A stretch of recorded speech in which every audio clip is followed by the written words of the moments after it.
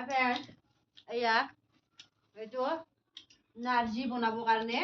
পাছতলৈকে গাহৰি পেটুৰ লগত খাবলৈ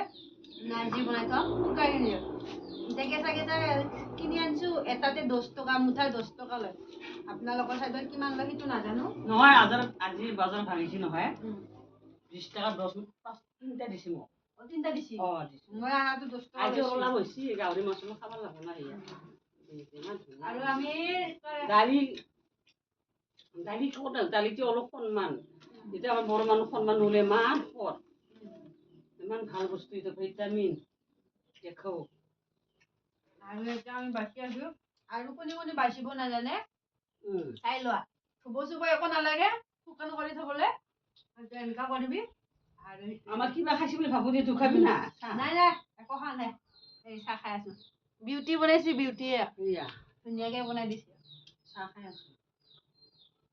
ধুনীয়া হৈছে চাহ বিউটি বনাই